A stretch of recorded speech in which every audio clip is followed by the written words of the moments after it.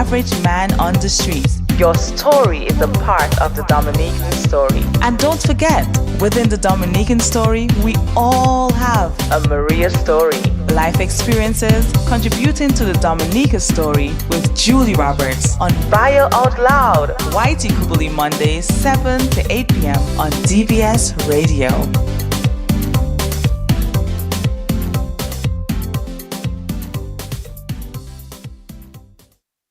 Celebrate Caribbean talent and culture on September 23rd, 2023, alias Frances, when the Riches Caraïbe Caravan stops in Dominica. Hear Dominican contestants in the Riches Caraïbe Voices Challenge. Experience an amazing showcase of different genres of Dominican music, art from Martinique, Trinidad, Guadeloupe, Barbados, and of course, Dominica. This event is co-funded by Interreg Caraïbe program through the European Regional Economic Development Fund, led by Assist West Indies, OMDAC, Skimac, in partnership with Sakai Malad, Trace, and Air Antilles. It is the Riches Caraïbe Voices and Dominican Music Showcase, September 23rd, 2023, at Alias Frances. It's free.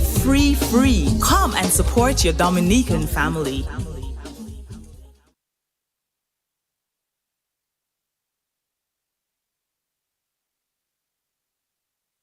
Join me, Julie Roberts, on Bio Out Loud every Monday, 7 to 8 p.m. on DBS Radio.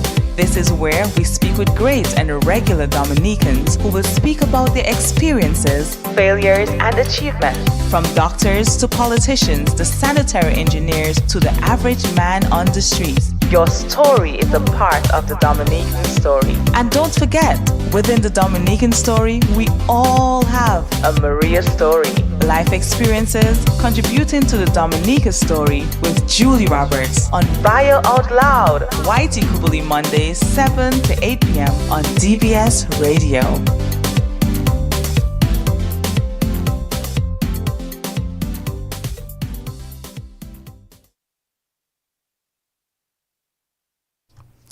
Good evening, everyone. This is another episode of Bio Out Loud. I am your host, Julie Roberts. We have Bio Out Loud every Monday as a part of the YT Kubuli Mondays here on DBS Radio. Liquid courage is often needed for someone to present or do a public speech or performance. However, we listen to our grandma or grandpa or anybody who's given a great story with a fragrant cup of bush tea. And it's whatever, whether it's basilic or it's lemongrass or kakao tea, whatever. When you have your cup of tea and your sweater and your blanket and your granny start to talk, you just sit down and you really enjoy it. And this is exactly what we're going to do tonight.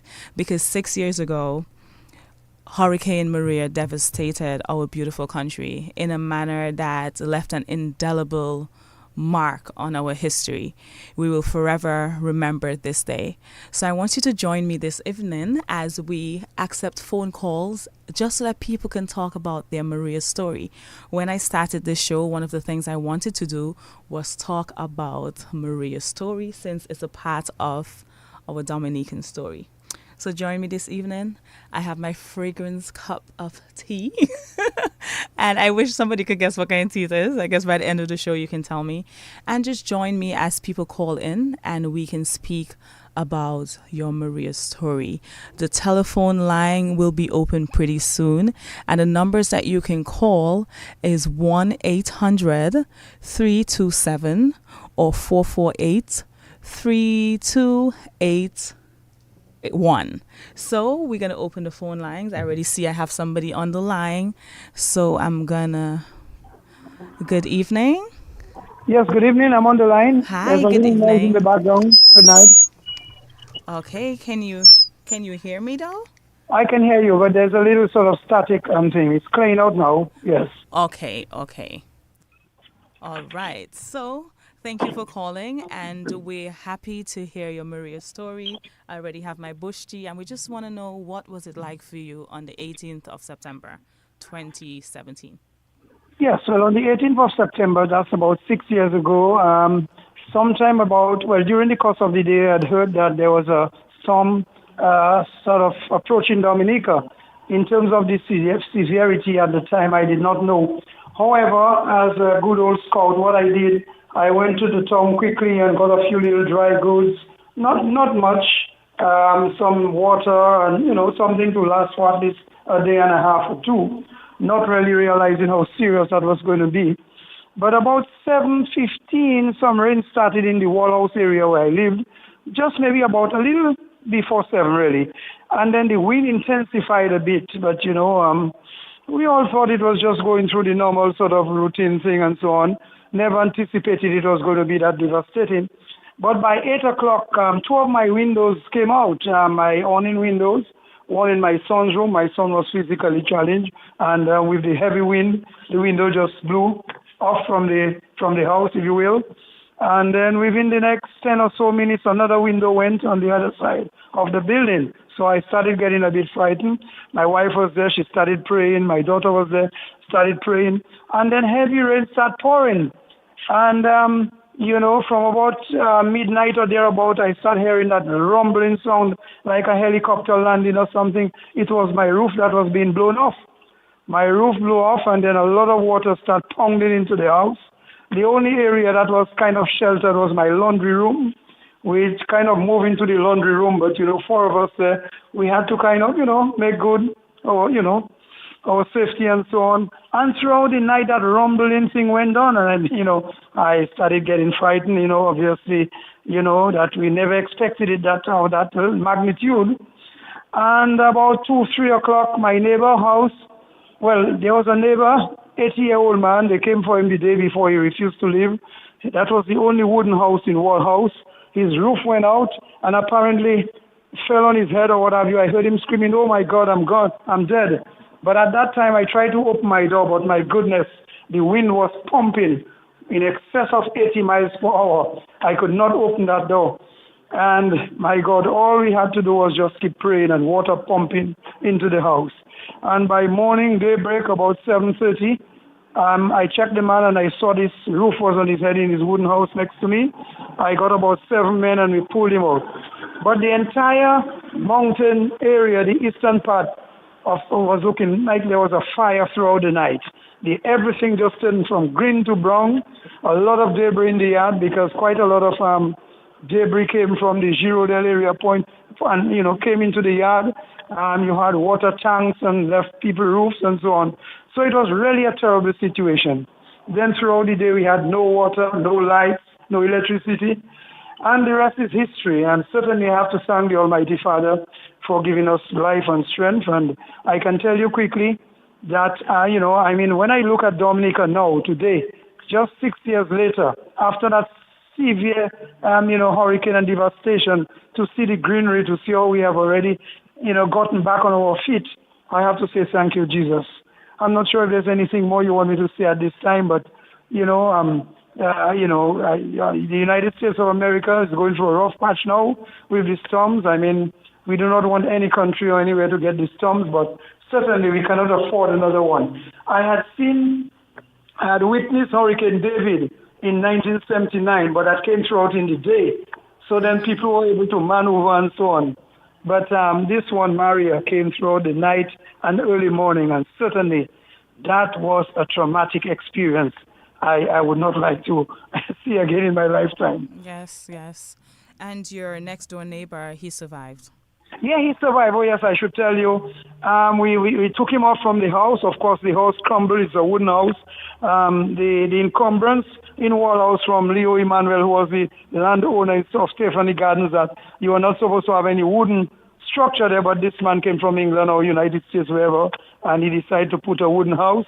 But what we did, we rescued him, and I brought him into my laundry room, that only little area, maybe 4 feet by about 10 feet, and I put a mattress there, and that's where he stayed for about 12 or 15 days until, it was motorable to take him to his relatives in town. And I think he's at the infirmary now, about 97 years old or 98 years old, something out of that Praise area. the Lord. Praise the Lord. And, that was it. We went through this trauma, and it was really tight. We had to go to the river for water and all this kind of stuff and wash our clothes. But again, we have to say thanks to Dominica, thanks to persons put their shoulder to the wheel. Foreigners came and assisted in terms of restoring the electricity. And after about 4 or 5 months after we got electricity and came back on our feet, my roof was, as I said, it was totally gone except that little spot where the laundry is. And thanks to the state again, I was facilitated to order my galvanized from Antigua. And, government, they assisted in letting us clear it. And again, my insurance, of course, I pleaded with them, please, I have a little boy that is challenged, and I cannot have him in that water, in that situation. So they assisted me and make sure that they took care of me, and I was able to bring back and restore my roof and put back things in place. And certainly, I can only hope that, the structure is solid and can withstand the category 3 or 5 or what have you. Yes. All right. Thank you so much for your contribution, and we value the time that you gave us this evening. Oh, yes, thanks a lot. I'm going into a music class, but I couldn't let down DBS and your program, Ms. Roberts. You're doing a tremendous job, and I just decided I couldn't, just not make a contribution in that regard. Thank you very much indeed, and best regards. Same to you. Have a good one. Thank you. Okay. Yes, you. All right, so we started out strong. Definitely a powerful story, and I know a lot of the stories this evening are going to sound similar to this particular caller, but first of all, I need to shout out somebody. Today is Dwight Thomas's birthday, and every time we speak of his birthday since Maria, it's just really funny because Dwight just feel like Maria stole his birthday. So even this evening, I wanted to have him here and I couldn't have him here. We have another caller. So let's just take it. Good evening. Bio Out Loud. Hey, Julie Roberts, good evening. Good evening, sir. Yeah, Curtis. Curtis Yes. Matthew. Yes. Nice being on your program. I think it's the first time. Yes, it is. I have listened to your program regularly. And again, as Ainsworth Iris said, I want to thank you for the program that you produce. Very good program. You're welcome. But Julie, I just want to give you a small insight, very brief insight into what Hurricane Maria was like for us at DBS. And we were at DBS on the night of the hurricane. 7 of us, Dean Thomas, the late Kurt Maskey was chief technician at the time, Ivona John Baptist Lugie, Hazari Williams. Of course, Boogie, the watchman, was there at the time. And it was a difficult night, very, very, very difficult night. I witnessed some of the staff members of DBS crying at the time, Julie. I had to keep the team together. Wow. But that did not say that I was not worried myself. We saw the newsroom where we are now. That is not where we were before in 2018. We were at a different part of the building. That's where the newsroom was. So it caved in a certain time when the winds got very, very serious and rain. We did not have a newsroom again. There was a small building at the back of DBS, just around where this building is, the library. Just around the area, there was a small building in front of our newsroom. That went away and forced its way into the newsroom. Curtis, Yes, I don't mean to stop you. Let me ask you, why were you guys here? You mean at DBS at the time? Yeah, why were you at DBS? Like, I know you want to somebody want to put out the news and everything, but why the team was there? It might sound like a silly question, but Julie, this is DBS Radio, and we have to bring coverage of what is going on. We have to bring coverage of the incoming hurricane. Okay. Thousands of people rely on DBS, and we have to be there to bring the information to them. We were going to get calls from all around the island. We were going to get the information across to DBS. So you have to have a team at DBS on a night when a hurricane is heading towards Dominica. And more so, Julie Roberts, DBS does not close down until 11 o'clock. All right. So some of us are going to be at DBS on the evening. And Stephen Dangleben, and I think earlier on you had Ivona John Baptist Lugie and Hazari. These people were on very early in the evening by 7 o'clock, 8 o'clock. And by 8:39, things became extremely serious. I saw panic, I saw fear in the faces of the people who were DBS at the time. I had to try to get the team together. By the way, I was the acting manager. Probably the first time I acted manager at DBS at the time. I was acting manager at the time. Wow. Cecil Joseph, the manager, is in Cuba or somewhere out of state. And I'm the one who was the acting manager at the time. And I had to keep the team together. But truly, the whole thing scared me a lot. I was Yes. personally very afraid because what we saw, I mean, Stephen wanted to leave the one part of the building to get to the washroom. Stephen Nangoben. I'm hoping he's listening. Yeah. And instead of Stephen heading towards the washroom, he stayed where he was and cried. Oh. You know, Hazari, Ivona John Baptist Lugate, the team, it was really scary. But anyway, Stephen Langwood and myself, we went on air a certain time. By then it was about 9:30, and we are taking in calls from members of the public. And people are calling the radio 9:30 in the night to 10, and people are screaming. Wow. They're saying that they're at home and the water from the river has arrived at the home and they cannot leave. There's a guy who said that a tree has just fallen on his home and he just cannot see anything. He does not know where to go. So we have to be taking in these calls and talking to the public. Kurt Matthew, the late Kurt Matthew, chief technician, he tried his very best to keep us on air as much as possible. And I can tell you the moments on air between 9:30 and say 10:30, 11, it was very scary. Because the thing is, you were getting information from all around the island. People were telling their story about what they were experiencing. And by then, just around 10:30, Julie, we told ourselves we were convinced that the country was being battered and people were dying. That's the impression you got. Yeah. You got the impression that with the heavy rainfall that the rain was causing havoc. And that is the impression we had. That is why the team, many members of the team at DBS at the time, cried. You know, so then by 11:30, that was it. DBS went off the air. By then, the other radio stations had gone off the air a long time ago. But by 10:30, 11:15, we were off the air, and there was nothing anyone could do at the time. And I can tell you, it's a time I'm very sure we would not want to remember. It's a time we would not want to see again. Yes. Because it's the worst time I have seen in all my life, being at DBS or anywhere else. It's the worst we have seen, we've experienced. And we were praying, hoping that we would see the early morning, because we were assembled together a certain time in one section of the building. All of us were together a certain time, one place in the building, and we were just speaking and saying that, well, we are expecting the worst. Some people, we tried to pray. I don't think anybody was able to say a full prayer because it was extremely tough. So we stayed around, gathered together, hoping to see a new day.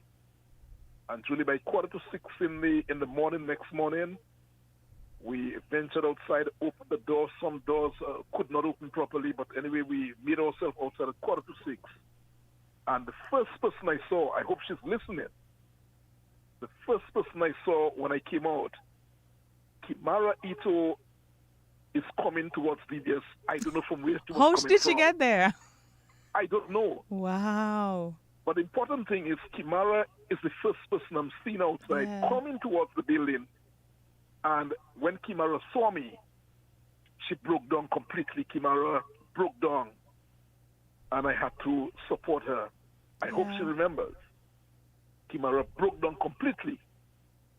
And is saying to me, she does not know what happened to her mother. Yes, yes. And then 15 minutes after that, Dean and the others, we were outside looking at the scene. People were now coming from Newtown in numbers heading into Roseau. Yeah. The streets were looking extremely bad. I mean, galvanized and, debris, everything you could think of on the street. But hundreds of people were coming from the Newtown area coming into Roseau. Don't ask me what they were going to Roseau to do. I'm not sure. The rest is history. During the day, we had to set up a system at DBS where people could come at DBS to see us. We restored coverage. Kurt Matthew and Dean Thomas did very, very well to have been able to restore broadcasts on DBS. And people were coming from everywhere. As long as they knew that we were able to be on air again, people were coming from everywhere around Dominica just to come to DBS to say hi. My mother, I hope you're fine. So people were just basically selling greetings. So we opened the airwaves, my friend, to Dominicans who were able to just come to the station and just say, Mommy, I hope you're alive. My brother, I hope you're alive. Things like that. So we opened the airwaves and DBS became extremely popular because people from everywhere came just to see. We had lines, for example, people coming to DBS, lines as far as from Fort Young Hotel, heading into DBS just to at least say a few words to their people. And at this point, none of you knew whether or not your families were okay? Very good question, Julie. At that time, hours after, I am not sure because you cannot make contact. Telephone lines are down.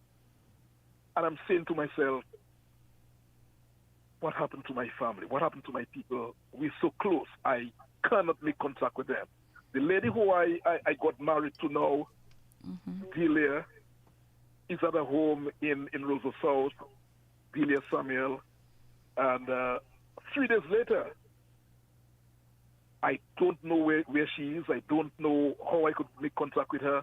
Because just to understand, I'm at DBS Radio, and she lives in Roseau South.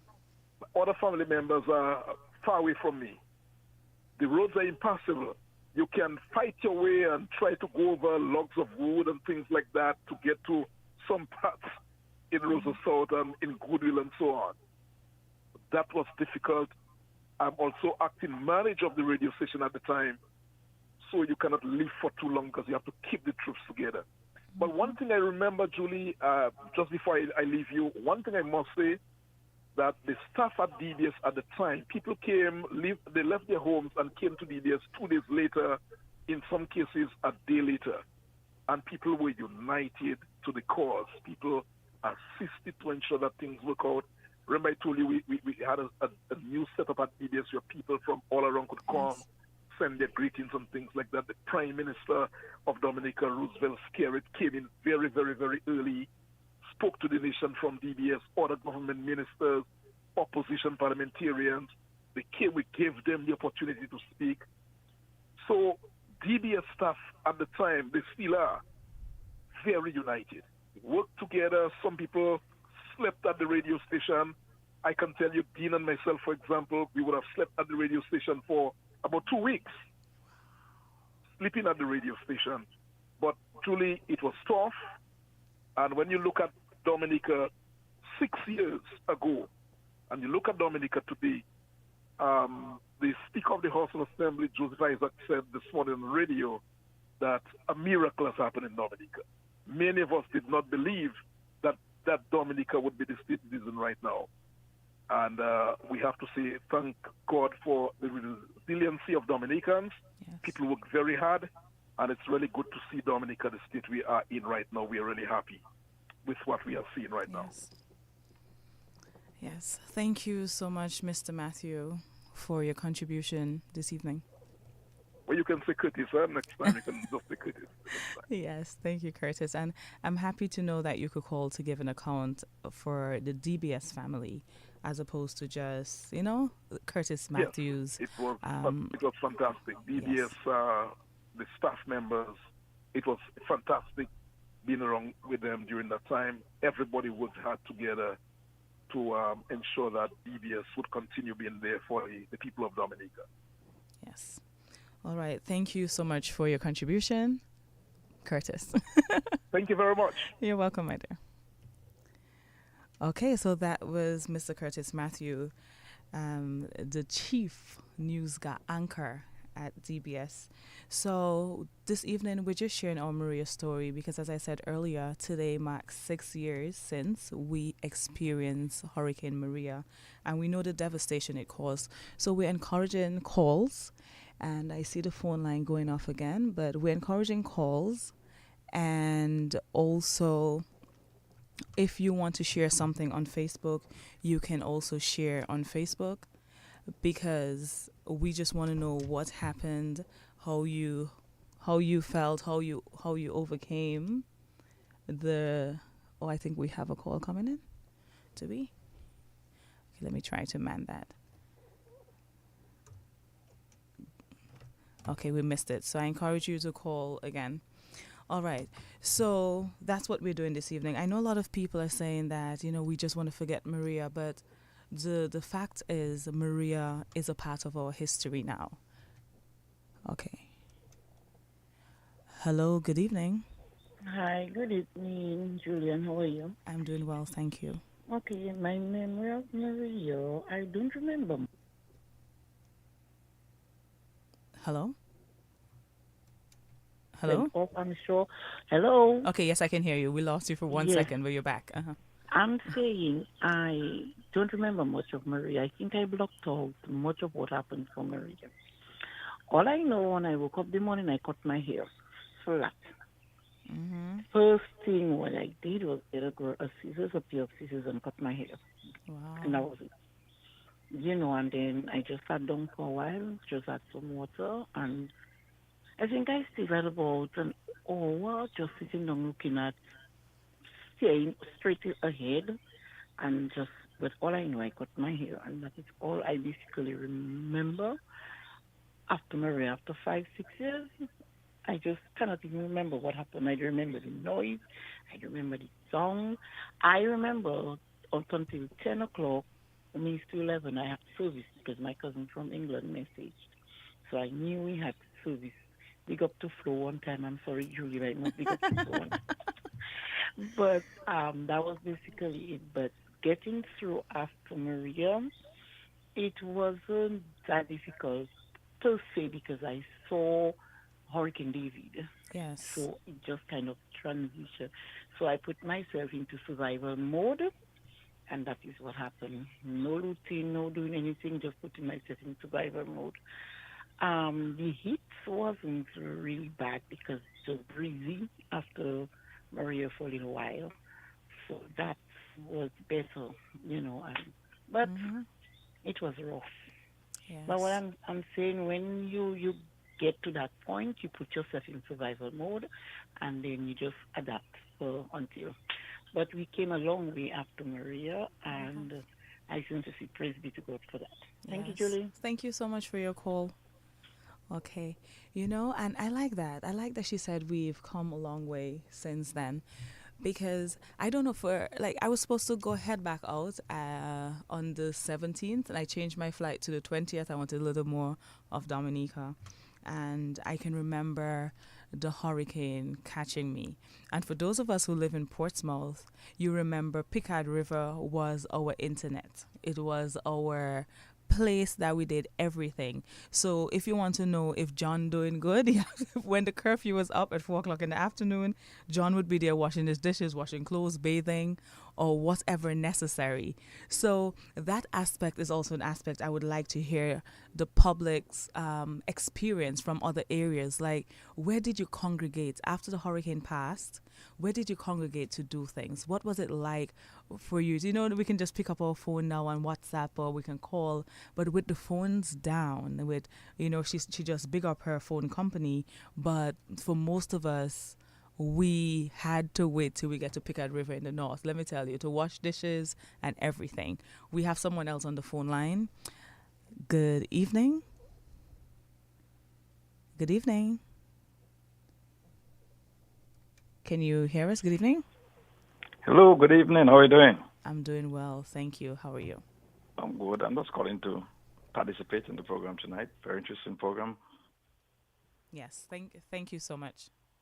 So far, yes, discussing the 6 years of Hurricane Maria. Mm-hmm. Yes. I'm calling from Salisbury. My name is Hector John. Thank you for calling, Hector. Yeah, and I just want to share my little experience, Maria. I think the day of Maria, everybody for those a normal little storm, everything, everybody go home, get the liquor, groceries, and a few things, But the tide changed so fast in terms of moving from just a minor, maybe category one, category two hurricane to a category five in a few, maybe minutes, hour and a half, And that was one of my worst experience. Well, Hurricane David, I was a kid. The Iris, Lewis, and Marilyn, Hugo, and those things, you experience those things. Hurricane Lenny came from the sea, and Erica was just a lot of rain and not much wind. Mm-hmm. But that was the worst experience I had in terms of being in a home. And my cousin was just visiting from England, and his daughter, they came in this Saturday. So everything was normal. And then the Monday was, all hell broke loose Monday night, But the experience was different for a lot of people because of where they were at the time and never expected that type of momentum from low point to a high point at a very fast rate, but also the destruction and devastation that you had the day after. But the night is moving. Some people had to move when the eye was passing through. People had to move from different locations, and you could hear the noise. You could see lights in the darkness. People trying to move and find safer grounds and safer homes because some homes were already battered. But it's the low-lying areas in the following day to go to places like Kulibistri and Koliho and see the type of devastation. Koliho and Kulibistri had that experience during Maria in terms of all the debris and sun that came down with in the rivers because the rivers run through these different villages. But so the silt and the level of water, the devastation, in those areas. And thank God a lot of people, maybe it was in the nighttime that some people may have still put and didn't move. If they had to move during the day, maybe we'll have more deaths.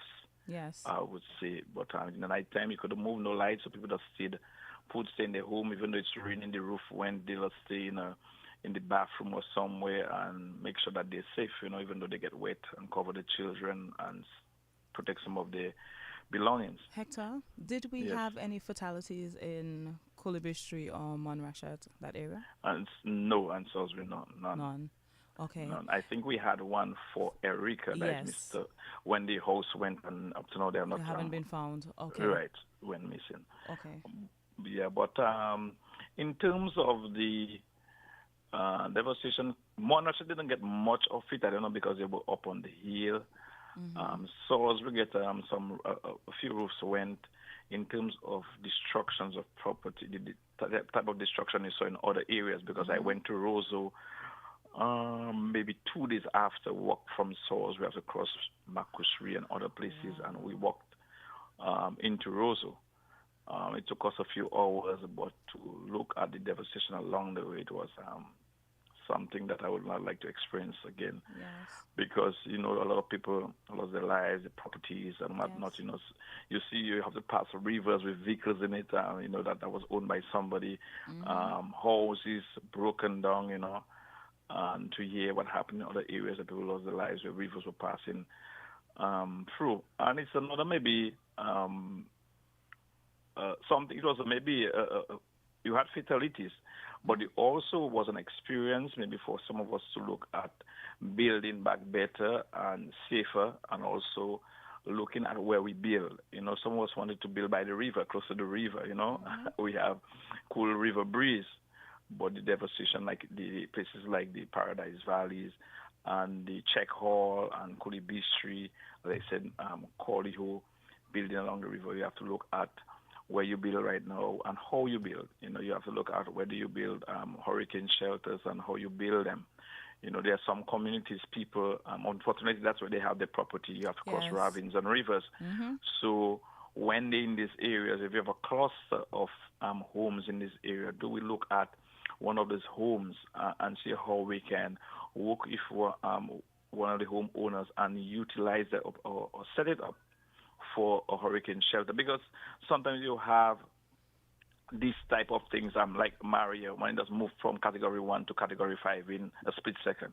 How these people move? What is the logistics? How do you move in the darkness to safer grounds? And sometimes they don't even want to move, like the elderly. Right, not they cannot move. The river may be already setting down boulders and logs and whatnot and debris.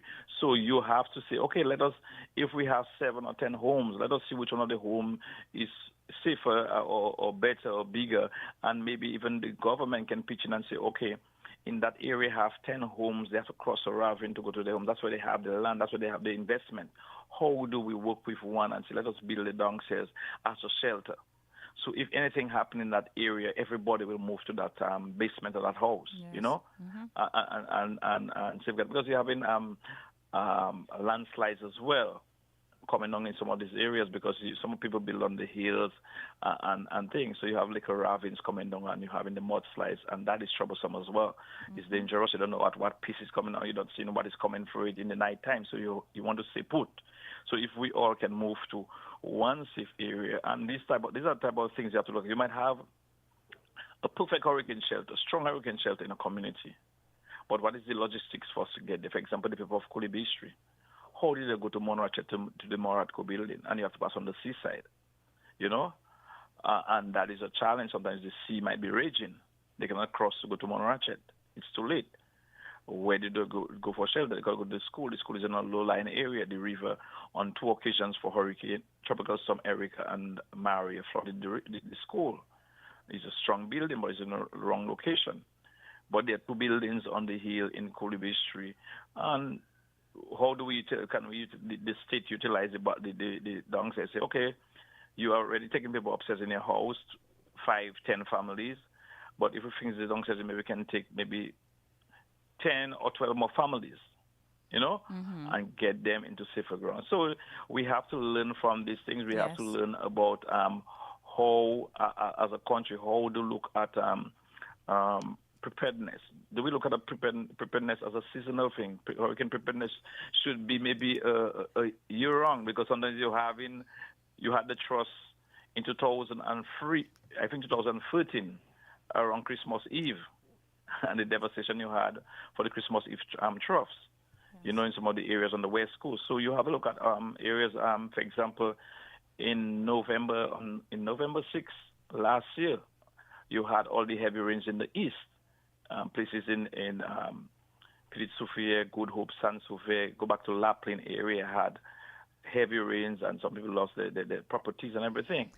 You know, we have to look at these areas. How do we relocate them into proper areas? You know, and all these things have to be looked at. So before you call, I don't mean to cut you off. We have other people to call also, but before you called, we were speaking about the fact that in Portsmouth, everybody gathered at the Pickard River. I was saying that was my social media. So if all day though we had the little, we had to be staying in because we had curfews. Where did you guys meet up to wash clothes and just to know everybody good? Did you guys have that in that community, in that constituency? Yeah, luckily we didn't have any problem for water in Salisbury because of the we have a water intake or independent water intake, so we didn't really have a problem. We had the Bakushu River, we had the Batali River. Some people of Kulibistri can still utilize the Kulibistri River. So we could go for water Makushri and Batali. I think we had a little issue, but the water came back not too long after. But Makushri and Batali River, we could access that. So we are fortunate to be between 2 rivers on the west coast. So the people of getting water and bathing and whatnot, washing your utensils, your clothes was not a major problem for a lot of people, because you could get this river. So the people, as you say, like the people in up in the interior might have been difficult for them, but on our side it was not that too difficult in terms of getting these things, and also getting food was not really a problem, because a lot of people our farms up in the Salisbury Heights, so getting food to eat was not a problem.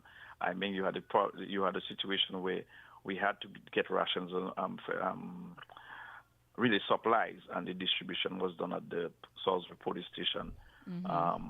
for Salisbury and the Kulibistri police station for Kulibistri and Montrachet. So we worked with the, I think it was Miss Karen Prevo at the time was in charge of it, with along with Mr. Vincent Henderson, and we worked with them in terms of getting supplies to different areas and making sure it was done properly, depending on family households and whatnot, what do you have in the house and whatnot, see how we could have. And that, I mean, is a troublesome issue as a politician as well. I stayed away from it, let the disaster management committee deal with it, and I think it went pretty okay Yes. under the circumstances. Okay, so thank you so much for your contribution, and that's for the area of Salisbury, Montrachet, that area. And Okay. Kulibistri. And Yeah. Thank you Kulibistri. for having me, and I continue to listen. I'll continue to listen. Very good program. Take Yes, thank you so much. All Bye-bye. right, so we just had Mr. Hector John calling in to give his story, and I just want to read a little bit from the Facebook. I would really love to hear somebody call from outside to tell us what it was like, the fact that they could not hear from their family, that anxiety, because I know my family was definitely wondering what happened. So let us, if we can get one of those overseas calls, that'll be good. Let me try to read some of the comments. I tend to do that. Someone, Martinez Roy, good night. She said, good evening, watching from the United States. We have somebody said, everybody was saying Dominica finish. My God, I can't forget that day. Even if I'm not home or she wasn't home. And we have someone else saying, good evening. Oh my God, I will never forget that night. I live in the States, but I stayed up all night. I remembered looking at the hurricane moving towards Antigua and changed its course to Dominica. This was painful, just looking at the hurricane over Dominica. I cried for a whole week. I was so worried about my dad, his wife, my brother, and the rest of the family. I went to Dominica shortly after. They were cleaning the streets of Roseau. Looking back at Dominica today, I am grateful to the government and to all the people who played a part in how our beautiful island looked today. It is sad listening and remembering that night, but we can't forget. Blessings and love. Thank you so much for that contribution, Libla Hayo. And we have somebody saying, okay, we had some people responding to Hector while he was on air. And someone else said, good evening to all. I will never forget that night where my husband and I were blocking our children for their safety. So, I mean, we are trying to forget it, but it's not something that we can forget. I have somebody else on the line right now. We're going to take. Good evening.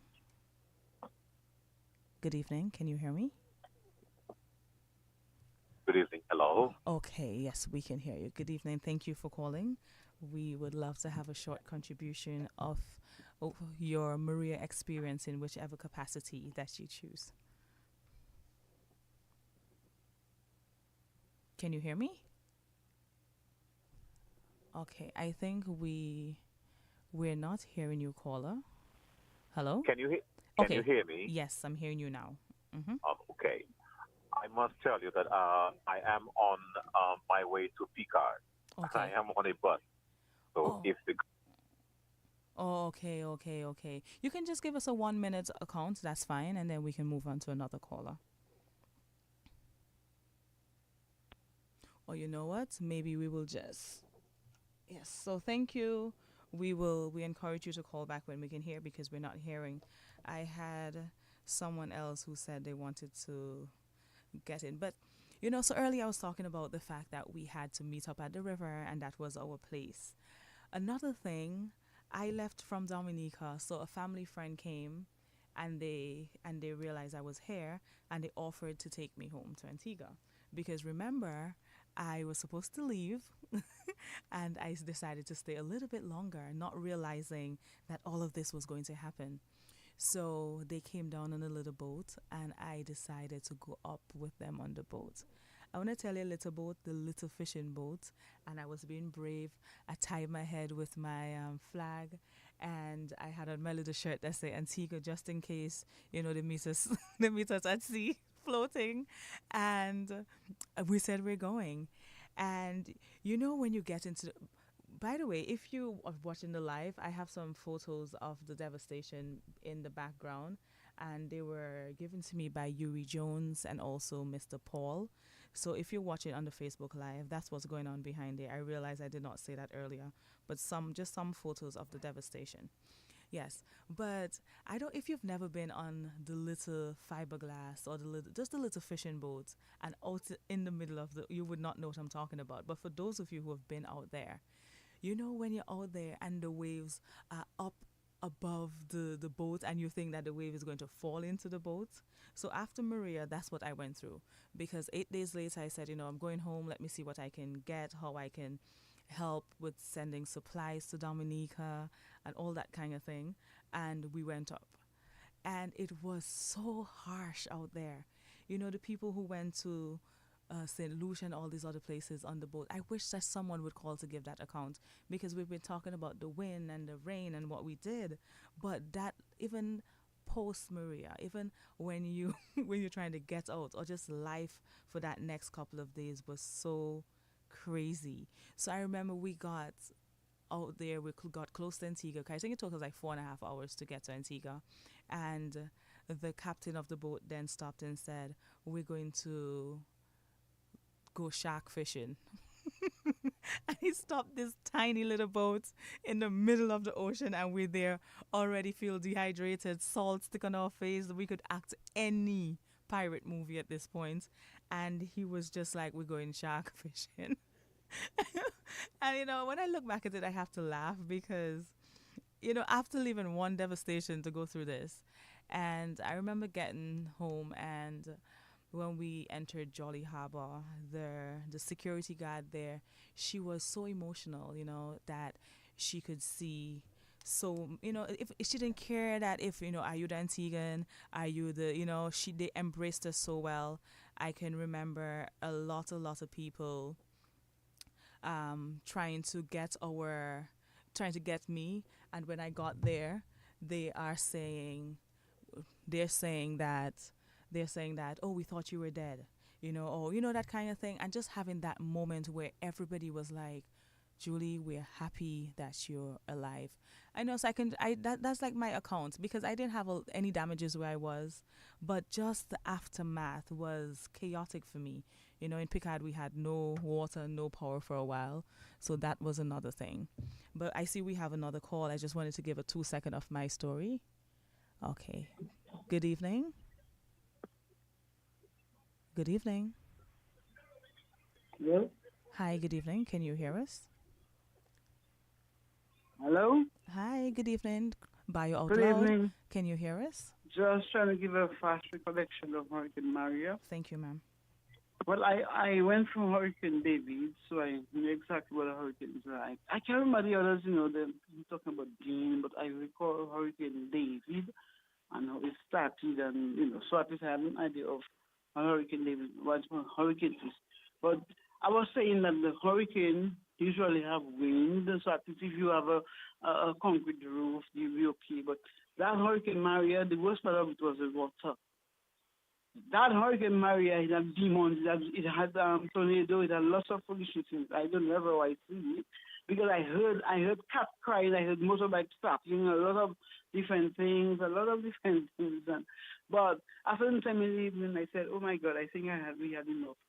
And we had to hold our door because the wind, if you could take your roof, trying to take your door or something. It was very kind of terrible, but I was safe on the roof, concrete roof and thing. But the following day, when I woke up, I went upstairs my building, and I said, when I looked outside, I said, Father, in everything, you thanks, and a lot of good things going to come out of that hurricane, and a lot of good things came out of it. You see that much, if you have to watch over the country, I was in the area by Belfast there. Where they have the company there. Look at how they're flat and houses and whatever. Maria came and it brought a lot of change. But I give God thanks that He kept us safe, and at least we're able to get help. And then thank God for the government, try best to bring back things in, to normal. And I thank God that at least we are alive and we're back to normal. And that's my recollection. Thank you so much. I'm happy that someone said that, they could see some positives. And we know it was dramatic. We know it was horrible. It was horrific. But I'm happy to hear. Because, I mean, sometimes we tend to speak of the bad and not the good. After Hurricane Maria, a lot of us got the opportunity to get a new vehicle, upgrade our vehicle, build a better home, a home that is more hurricane resilient, a modern home. A lot of that happened. And we did lose people.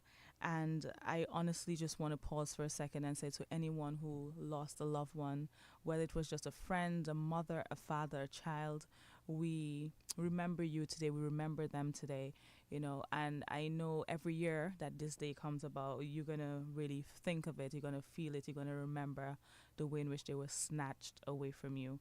So we are not just speaking about the memory of Hurricane Maria and forgetting that we did lose our loved ones.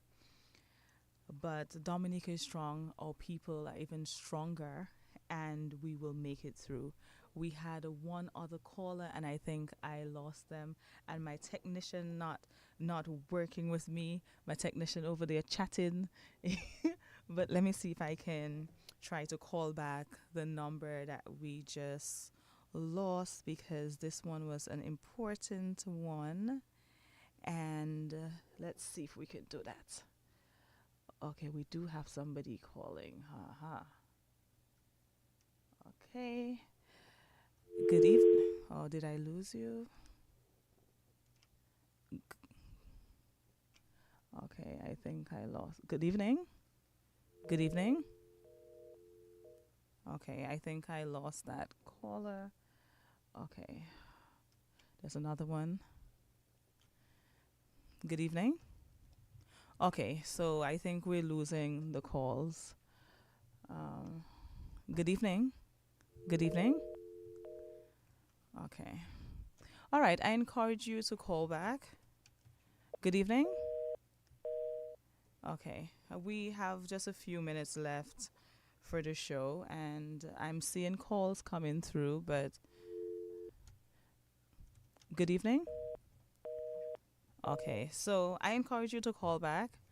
I don't know what exactly was happening, but we encourage you to call back. We only have 7 minutes before Hassan's show, Streams of Consciousness, and I really love the setup. I see they're starting to come in.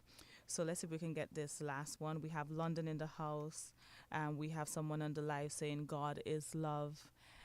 Dominique is strong. These are the things that I want to see. So again, if you lost anybody, we apologize. But tonight, we just really wanted to take the time out to speak on this. And I know we don't want to remember Maria, but it happened. It happened. So, we have another caller. So we're going to take her now. Good evening. Good evening. How are you? Oh, I'm blessed. Okay, so I didn't want to miss your call, so I willfully call you back. So I know you were on the show recently, this Miss Rodolphia over in Point Michelle, and we know that Point Michelle had a difficult account when it comes to Hurricane Maria. So we are almost out of time, but if you can just give us a little bit about your experience in 3 minutes, we'd really appreciate it. Hi, Miss Robert. Experience with Maria. Yes. But before Maria, there was a man's name. I can remember before Maria. So I put in it like Lennon. Yes. And I tell you, Maria enter in everybody's house looking for Lennon. She enter people's house like cat, lion, dog, baby crying.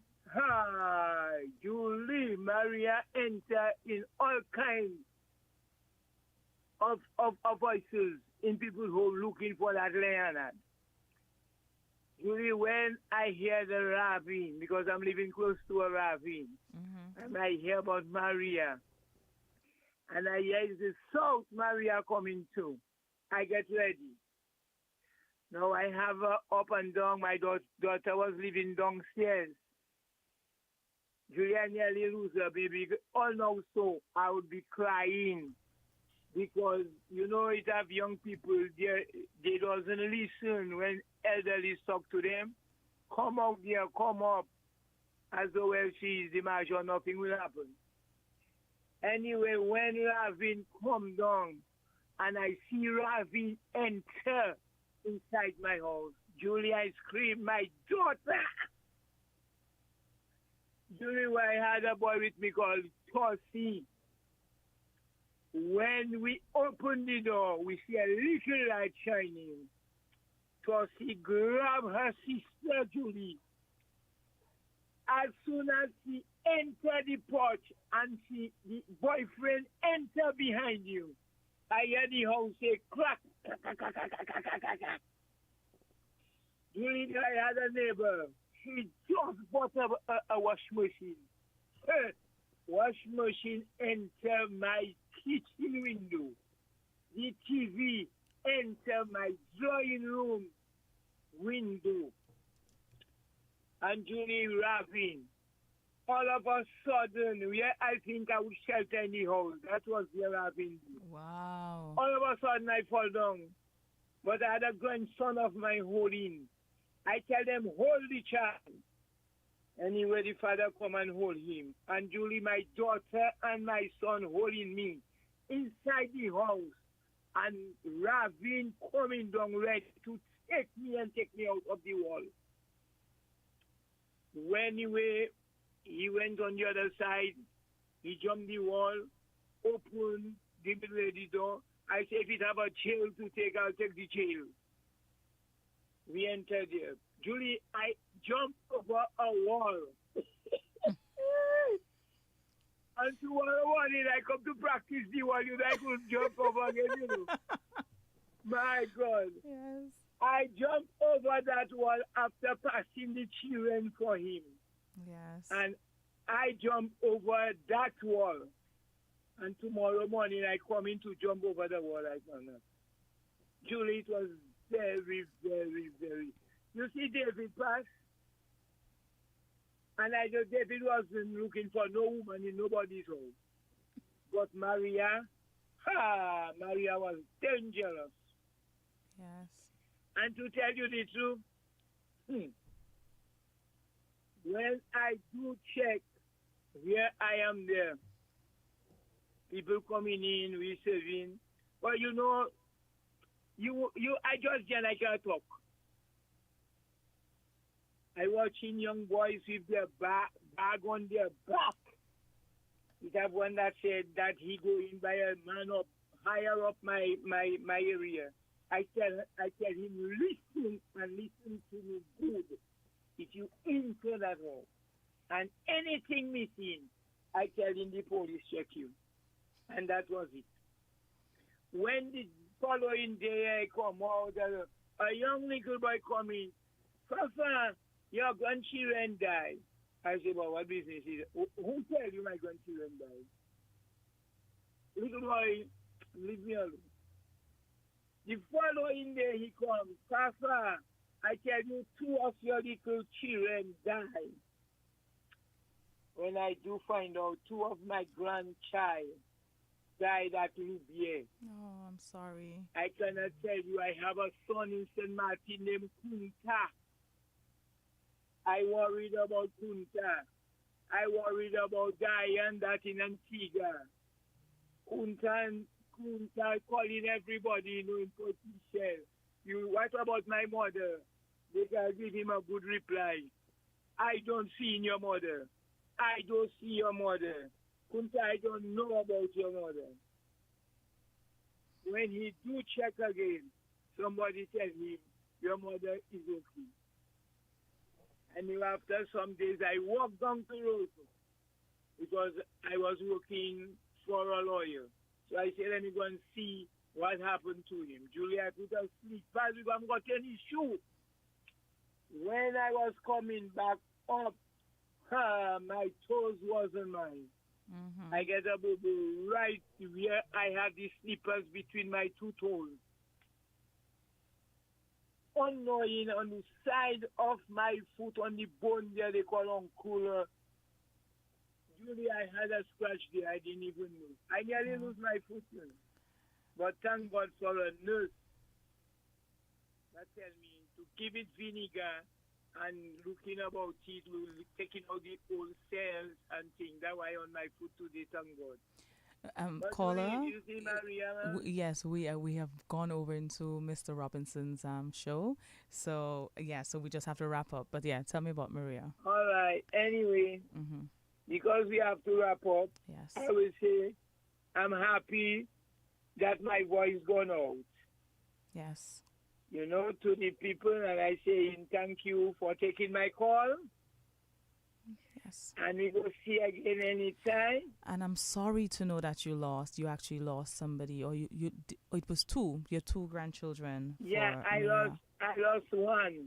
Okay. I had the father self get jammed. They had to fly him overseas. Me, I said, I don't know all that, you know.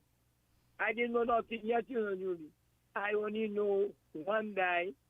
Then afterward, I come to learn the river, take the other one and bring in the sea. Yeah. And then I buried her, Julie. And buried her. While I herself buried her, and then we there in the sun.